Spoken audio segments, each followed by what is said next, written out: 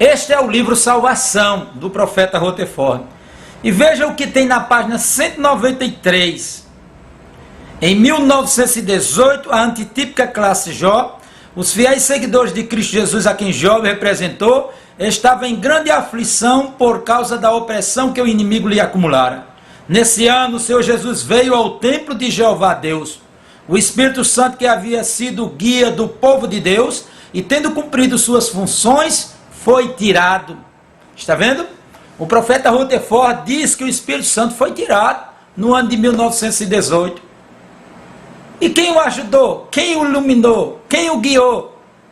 Ele disse que recebia orientação do mundo espiritual, ou seja, dos anjos.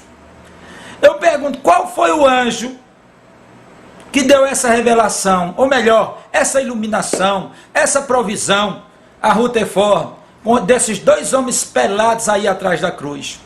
Lembre-se que o ato da homossexualidade para Deus é uma abominação, mas para Rutherford, essa cena aí foi uma luz para uma outra proclamada testemunha de Jeová. Isso é provisões de Jeová, é luz, pois está no livro do seu profeta Rutherford. Em qual livro está essa luz? Você está vendo aí, é no livro Criação. Se você acha que é mentira, pegue os livros, peça no salão e confira você mesmo e veja se é verdade ou não o que você acabou de ver.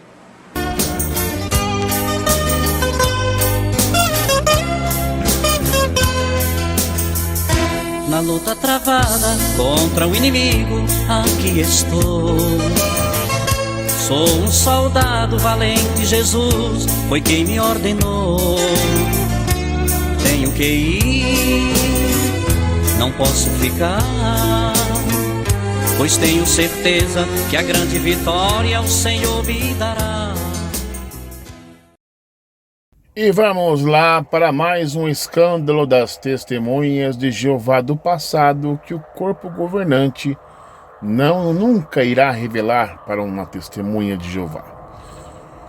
Joseph Rutherford, o segundo presidente da organização, ele confessa ter contatos imediatos com o mundo espiritual. E vamos descobrir que mundo espiritual era esse que Joseph Rutherford mantinha contatos, né? Vamos começar aqui a leitura. Sem dúvida, o dia 31 de outubro de 1916 caiu com uma bomba sobre a comunidade de estudantes da Bíblia. Naquela data fatídica, seu mestre Charles Taze Russell exalou o último suspiro a bordo de um trem no Texas. Segundo o livro Proclamadores, página 64, um clima de profundo pesar e desorientação abateu-se sobre os membros da Sociedade Torre de Vigia. Era compreensível, pois, conforme diz o próprio livro, durante toda a sua vida, Russell tinha sido a sociedade. De fato, durante décadas o pastor exerceu um autêntico papado entre seus seguidores. Além de ser acionista majoritário da sociedade, portanto, a maior autoridade civil, sua palavra era, em questões doutrinárias, sempre a última. Por anos, sua literatura alimentou a crença de que ele era o servo fiel e prudente de Mateus 24:45. Menos de 2 meses após sua morte, a edição de 1º de dezembro de 1916 de A Sentinela, página 357, reafirmava a tal crença, sendo que sua reimpressão, na página 6159, foi mais longe ainda, comparando Russell ao apóstolo Paulo. Não eram palavras precipitadas ou emitidas sob forte emoção.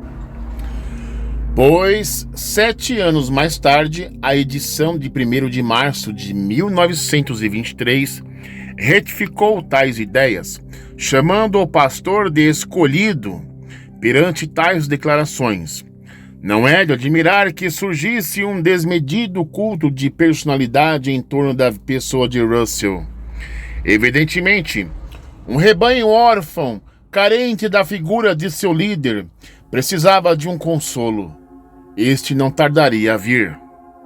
Já no ano seguinte do óbito do Russell, em 1917, a famosa publicação The Finished Mystery, o Mistério Consumado, em suas páginas 144 e 256, trouxe as emocionantes palavras. Este verso, Revelação capítulo 8, verso 3, mostra que, embora o pastor Russell tenha transposto a cortina ou morrido, ele ainda está dirigindo cada aspecto do trabalho da colheita. Eles acreditam, vida após a morte, alma imortal, se ele está dirigindo cada aspecto do trabalho da colheita, ele está ali, vigilante. Nós sustentamos que ele supervisiona o trabalho a ser feito. Olha só, hein? Rapaz, quer dizer, mesmo que o cara morreu, ele continua supervisionando o trabalho. Quer dizer, quem ele conversaria com o próximo líder, sucessor dele, Será que trocava um papo, Faz isso, faz assado, Perceba o leitor que o texto não faz uso de retórica. O autor não diz que o ânimo, o espírito empreendedor ou a coragem do falecido estavam entre os estudantes da Bíblia, ou que estes se entregavam ao seu ministério com o mesmo zelo, diligência ou a moda do seu líder. Não, o comentário é feito no tempo presente e na terceira pessoa. Ele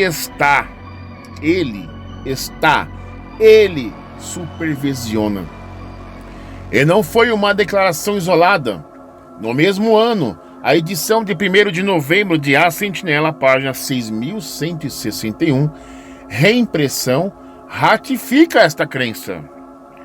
Então, nosso querido pastor, agora em glória, morto, está, sem dúvida alguma, manifestando profundo interesse no trabalho de colheita. E God lhe permite exercitar uma forte influência em razão disto. Aqui vemos palavras praticamente idênticas, no mesmo tempo e na mesma pessoa. Não Deus, mas Russell está manifestando profundo interesse.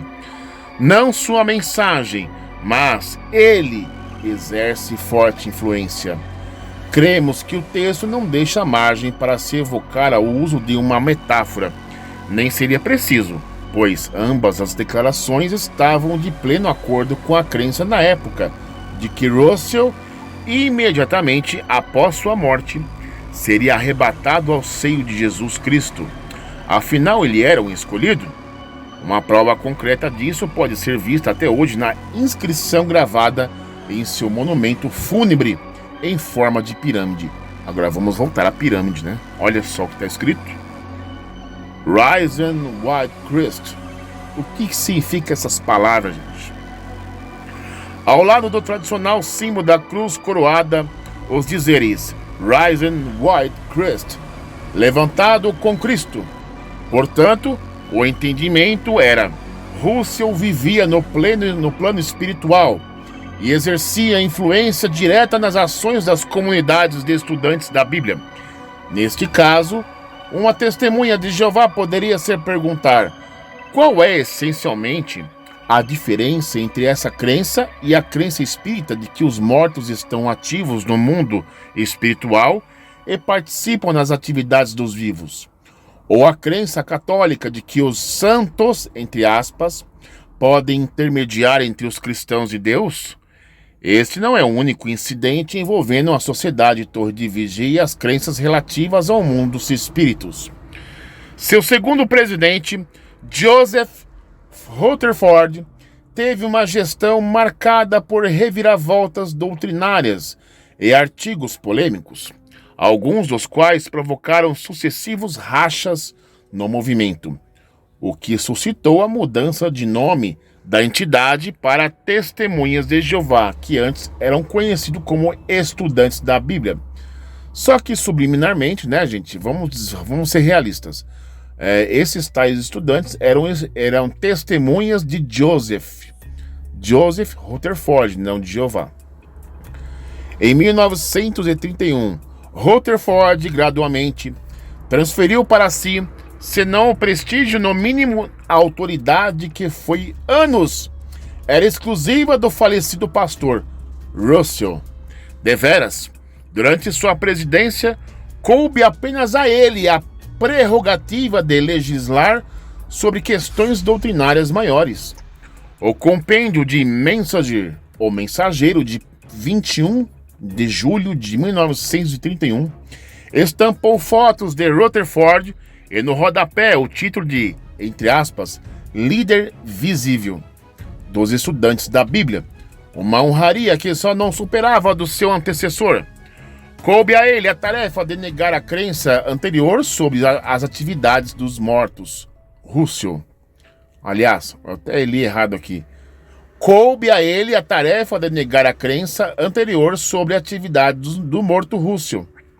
Ele diz o seguinte: ninguém na companhia do templo seria tão tolo ao ponto de concluir que algum irmão ou irmãos que em alguma época esteve entre eles, e o qual morreu e foi ao céu, está agora instruindo os santos na terra, dirigindo-os em sua obra.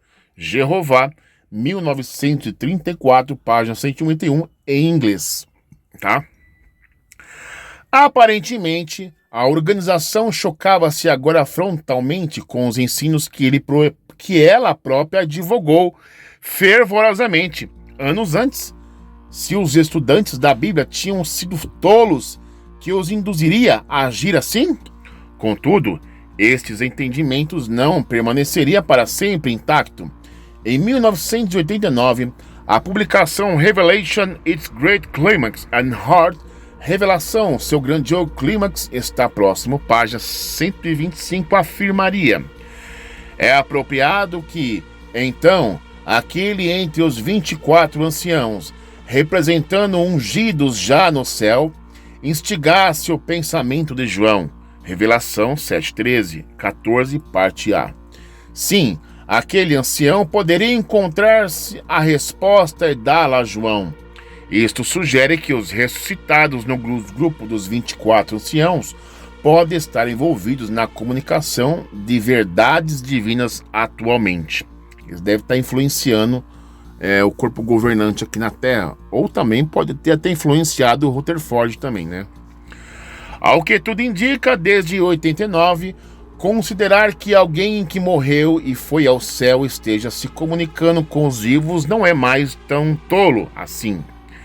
Um exemplo do seu antecessor, Rutherford era homem de mente fértil.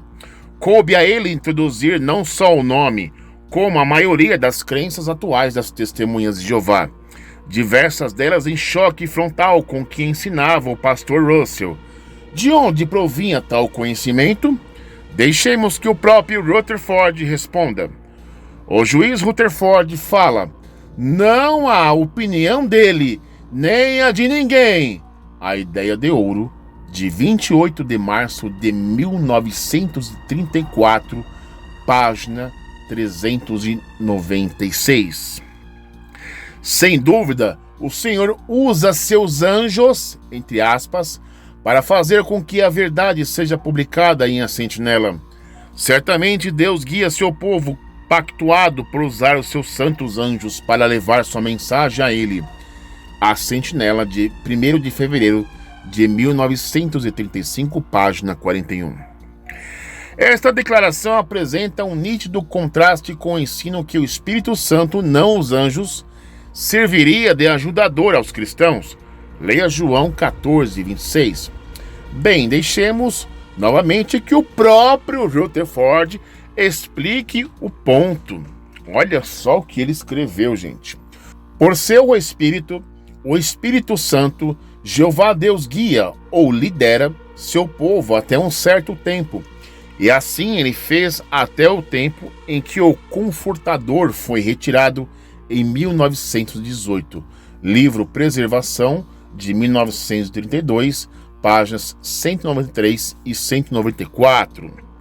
1918, naquele ano, o Senhor Jesus chegou ao templo de Jeová Deus, o Espírito Santo, o qual tinha sido o guia do povo de Deus, tendo cumprido suas funções, foi retirado.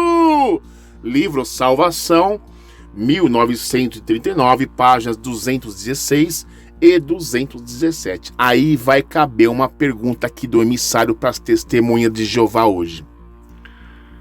Se neste livro Salvação, Rutherford afirma que o Espírito Santo que guia o seu povo, tendo cumprido suas funções, foi retirado, quem o guiou depois? Se o Espírito Santo foi retirado, quem guiou Rutherford?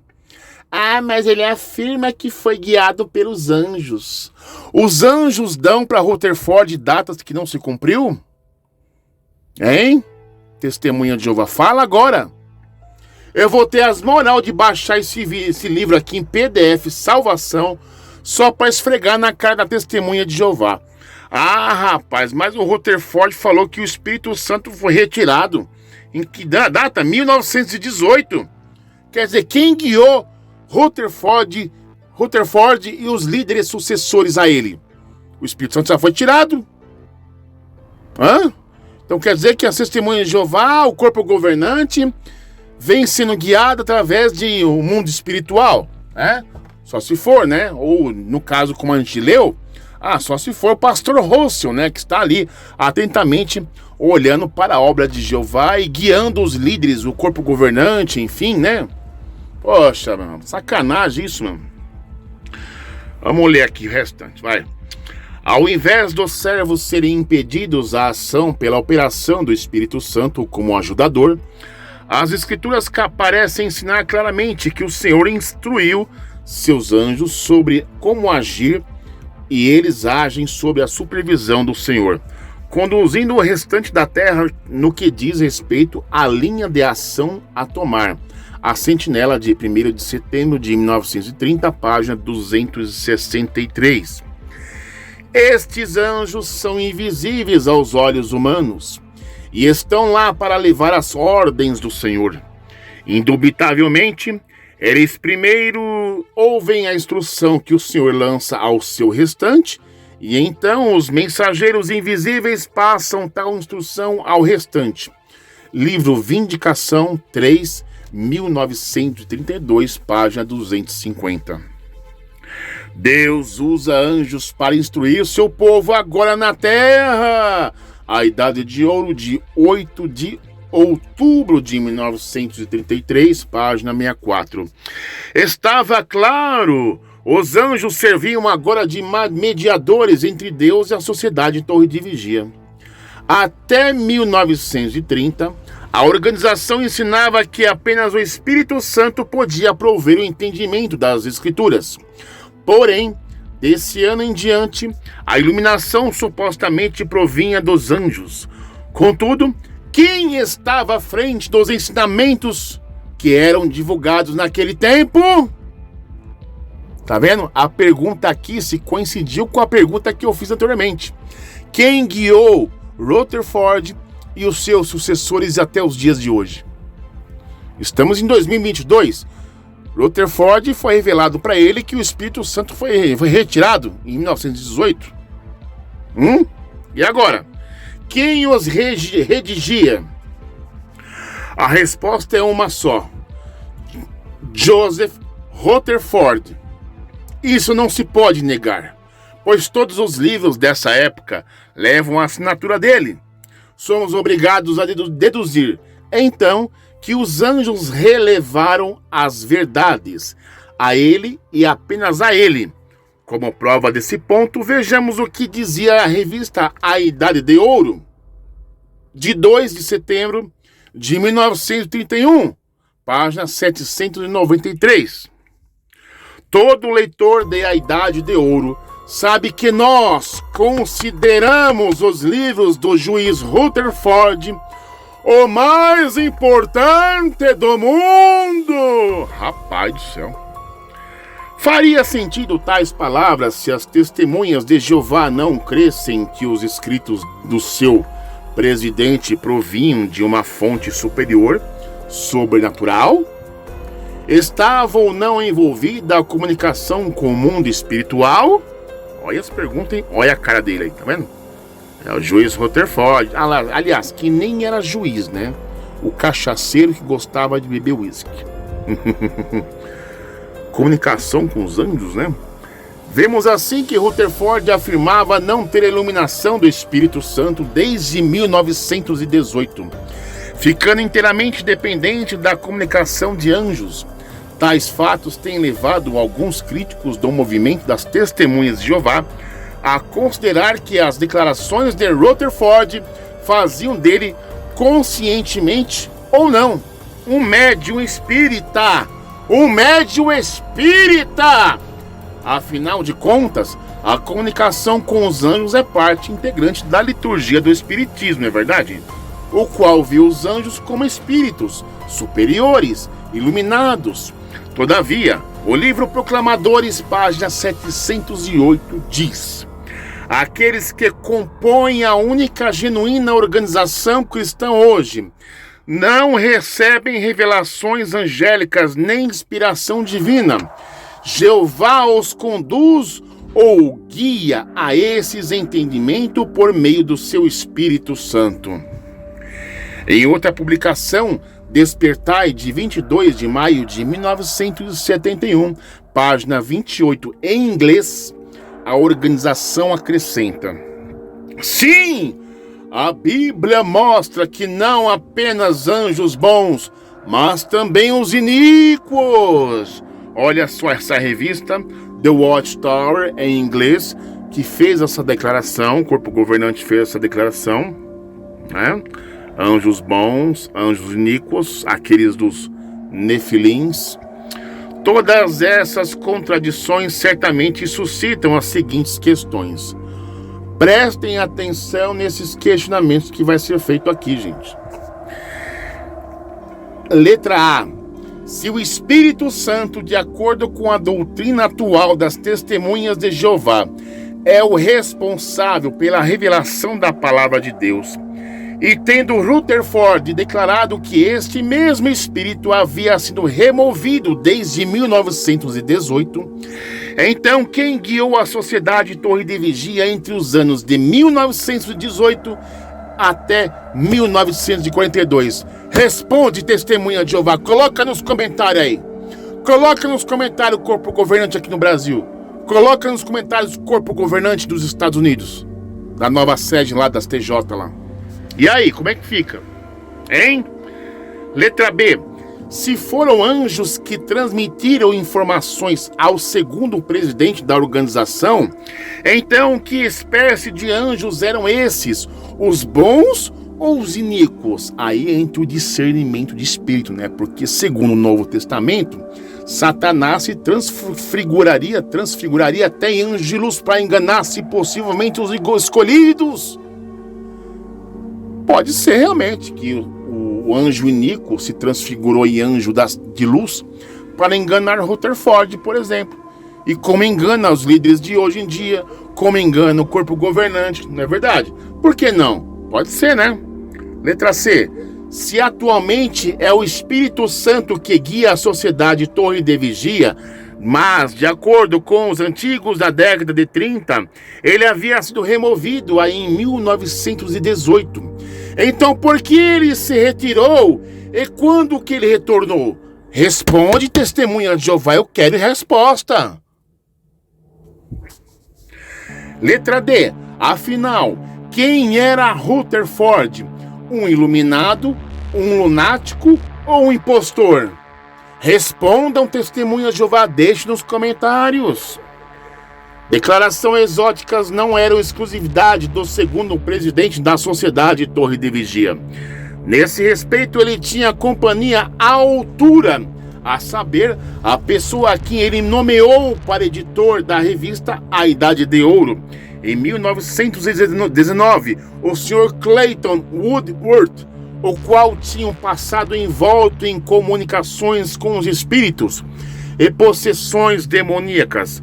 Como sabemos disso? Pelo próprio depoimento dele, registrado no compêndio de 1913, Conversion Report, relatório da Convenção de 1913, mencionado no início desse estudo. Olha só, hein? Eu gostaria de falar a vocês sobre uma coisa que eu certamente jamais pretenderia mencionar nesta convenção. Eu presumo que todos vocês tenham feito o voto. Talvez alguns não o tenham feito, então meus problemas começaram. Eu comecei a orar e a lutar ao meu próprio modo com as Escrituras. Após alguns meses, as Escrituras aparentemente começaram a abrir-se. Houve um tempo, durante 5 noites consecutivas, que eu não dormia. Daí, chegou um tempo em que a tensão era demais. Minha mente ficou desequilibrada e eu fiquei diretamente sob a influência de espíritos maus. Tanto que, por 3 dias, eu estava completamente sob controle demoníaco, tanto como a senhora Ed estava quando ela escreveu Ciência e Saúde. Tais palavras certamente teriam forte impacto sobre a assistência de se hoje fossem proferidas em um daqueles depoimentos pessoais realizados nas assembleias das testemunhas de Jeová.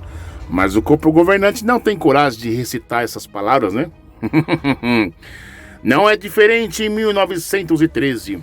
Isto se pode perceber pela relutância inicial da Woodward em prosseguir relatando sua experiência.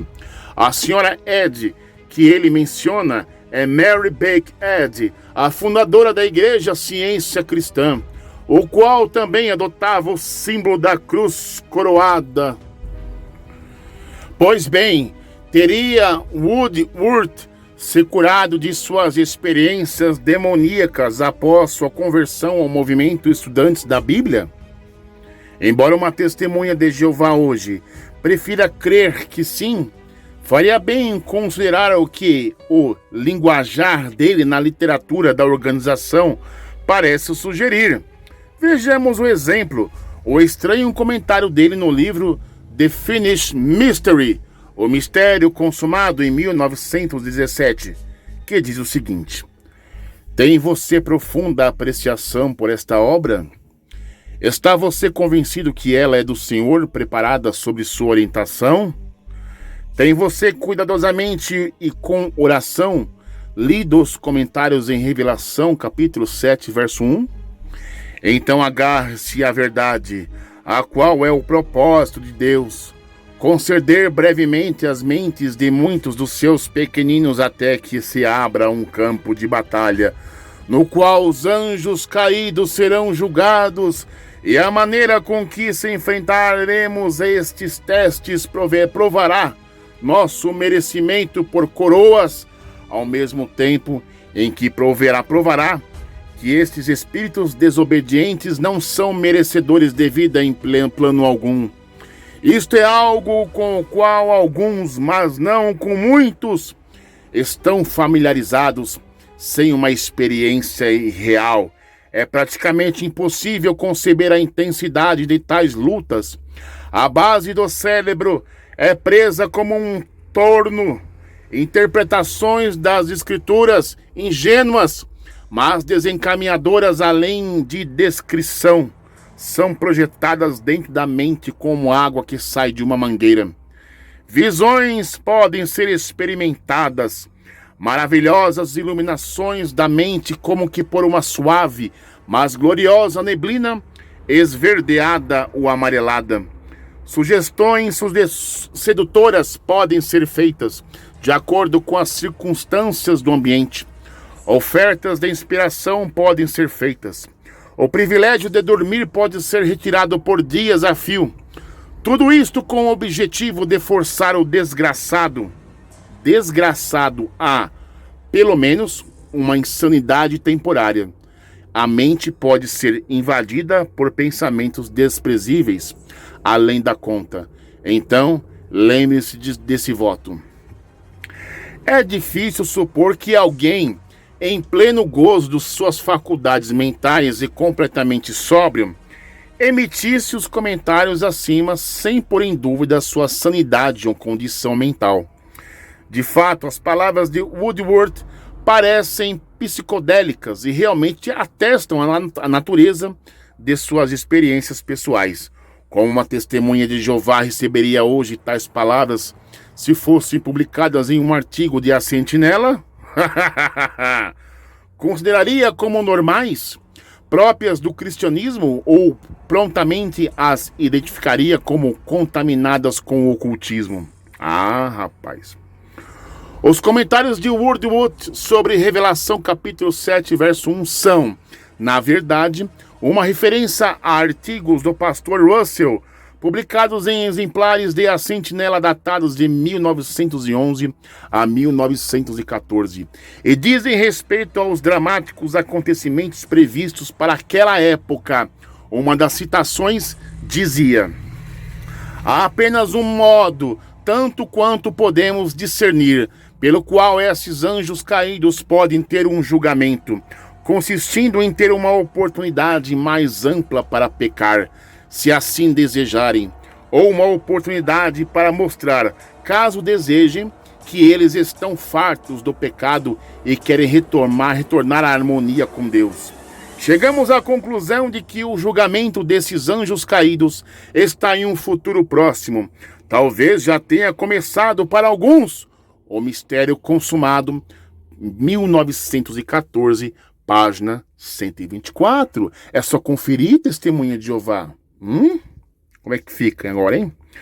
A doutrina acima é realmente bombástica, pois abre uma perspectiva inimaginável para o cristianismo ortodoxo.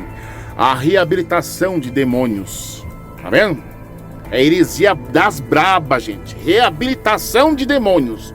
O diabo se arrependeu e quer se converter agora. Rapaz do céu. Aí temos uma foto de Woodworth. Possessões demoníacas, né? Há um episódio que ilustra bem a crença de Woodworth em demônios honestos. Trata-se de um compêndio desconhecido para a maioria das testemunhas de Jeová hoje em dia. Angels and Women, Anjos e Mulheres, de J.G. Smith, enfaticamente recomendado pela edição de 30 de julho de 1924, que no caso eu, pessoalmente, emissário cristiano, possuo o PDF deste livro, de A Idade de Ouro. Consiste, na verdade, em uma revisão de uma obra psicografada em 1878. Psicografado é um termo vocabulário espírita utilizado para designar um texto ditado por espíritos e escrito por meio de um médium. O revisor da obra era um estudante da Bíblia, identificado na página 702 da revista, apenas como um amigo pessoal do pastor Russell, e que estava próximo a ele em seu trabalho. O texto diz o seguinte: Angels and Women é um título de um livro recém-lançado. É uma reprodução e revisão da novela Seola, a qual foi escrita em 1878 e que trata de condições anteriores ao dilúvio. O pastor Russell leu este livro com muito interesse e pediu a alguns dos irmãos que lessem por causa de sua notável harmonia com o relato das Escrituras sobre os filhos de Deus no 6º capítulo de Gênesis. O que o autor do artigo acima deixou de revelar diz respeito precisamente à origem do livro. Vejamos que dizia o seu prefácio. O revisor deste livro é de opinião que o manuscrito original foi ditado para a mulher que o escreveu por um dos anjos caídos, o qual desejava retornar ao favor divino. Aí está a capa do livro, para quem quer conhecer. Eu tenho o PDF deste livro, está no caso em inglês, né? E tá aí, Anjos e Mulheres, obra psicografada. A doutrina de Russell sobre anjos caídos retornando ao favor divino começava a dar frutos. O editor de A Idade de Ouro, Woodworth, aderiu tenazmente a este ensino. Este fato, aliado ao seu passado místico, tornou a nomeação dele um fator decisivo na contaminação da literatura da sociedade Torre de Vigia. Décadas à frente, com crenças ocultistas, Deveras, além do endosso a uma obra psicografada, diversas terapias esotéricas como as reações eletrônicas de Abrams, a osteopatia e outras povoaram diversos números de revista da qual ele era o editor-chefe à Idade de Ouro. Não tardaria a surgir questionamentos por parte dos leitores das publicações da sociedade contra aquilo que entendiam como promoção de demonismo. A edição de 3 de dezembro de 1924 de A Idade de Ouro, publicada uma interessante troca de correspondência entre sociedade e um dos tais leitores descontentes. Entre outras coisas, ele diz: eu fiz algumas indagações e foi-me dito que Anjos e Mulheres era um livro que um anjo caído ditou à mulher, demonstrando o desejo de retornar à harmonia com Deus, e que o pastor Russell aprovou o livro. Eu nunca tinha ouvido falar deste livro antes. Já que nós devemos evitar tudo que se relacione ao espiritismo, eu gostaria de saber com certeza se o livro tem sua aprovação. Davis, Los Angeles, Califórnia. Ah, rapaz, olha só. Agora a organização não podia mais afirmar que não sabia da origem do livro. Vejamos a resposta da redação de A Idade de Ouro. Quanto ao ser uma violação de juramento ler este livro, tal ideia não merece consideração. Não seria mais errado lê-lo do que ler o que as escrituras dizem sobre o espiritismo. Eu falando com os mortos, pois estes 2 livros falam bastante do que os espíritos maus fazem. Muitos têm obtido bastante benefícios a partir da leitura de Anjos e Mulheres, porque este ajuda a adquirir uma visão mais clara sobre como Satã logrou anjos e a raça humana, causando estrago entre os homens e anjos. O livro ajuda a ter um melhor entendimento da organização do diabo. Olha só a desculpa, gente. Cremos que as palavras acima dispensam comentários adicionais e servem como poderosos argumentos contra as seguintes palavras. Já que não praticamos espiritismo, estamos livres da dominação dos demônios. A Sentinela de 15 de março de 1992, página 20. É o caso de perguntar da dominação dos demônios maus ou dos honestos? Hein, gente? Em Testemunha de Jeová, é o caso de perguntar da dominação dos demônios maus ou dos honestos? Se a Sentinela fala que não praticamos espiritismo, estamos livres da dominação dos demônios? Mas qual demônios? Os maus ou os honestos, no caso do livro Anjos e Mulheres? E aí? Rutherford, cachaceiro, espírita médium também, igual ao Russell, todos ocultistas, Testemunha de Jeová, refutada com sucesso.